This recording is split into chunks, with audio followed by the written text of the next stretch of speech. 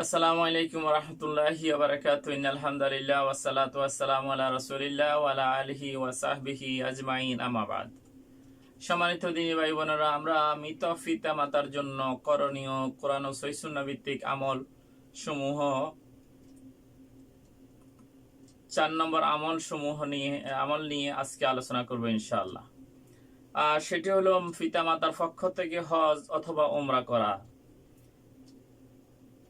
এর মাধ্যমে পিতা মাতাকে উপকৃত করা হবে।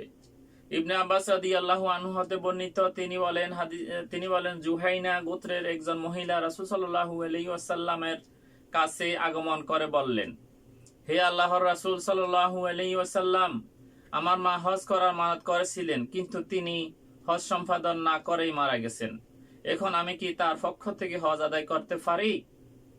রাসূলুল্লাহ সাল্লাল্লাহু আলাইহি ওয়াসাল্লাম বললেন, তুমি তোমার মায়ের পক্ষ থেকে হজ আদায় করো। তোমার কি ধারণা, যদি তোমার মা ঋণ থাকতো তবে কি তুমি তা পরিশোধ করতে না? সুতরাং আল্লাহর জন্য তা আদায় করো, কেননা আল্লাহর দাবি পরিশোধ করার অধিক উপযোগী। সহিহুল বুখারী হাদিস নম্বর 1852।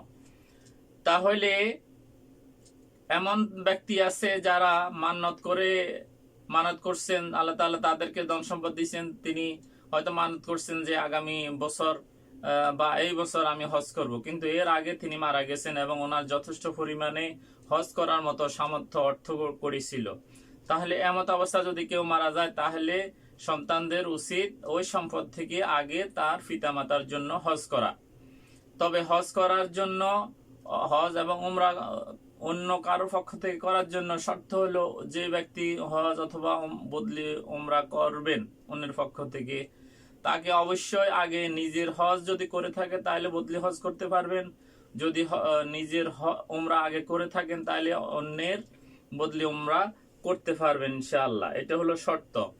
তাহলে আমরা যদি সাধ্য অনুযায়ী পিতামাতার জন্য হজ অথবা উমরা করি, তাদের আমল নামায় কবরে শুয়ে শুয়ে তাদের আমল নামা ভারী হয়ে যাবে ইনশাআল্লাহ। আল্লাহ তাআলা আমাদেরকে মৃত পিতামাতার জন্য কোরআন ও সহিহ সুন্নাহ ভিত্তিক এই আমলগুলা করার তৌফিক দান করুন। আমিন। আসসালামু আলাইকুম ওয়া রাহমাতুল্লাহি ওয়া বারাকাতুহু।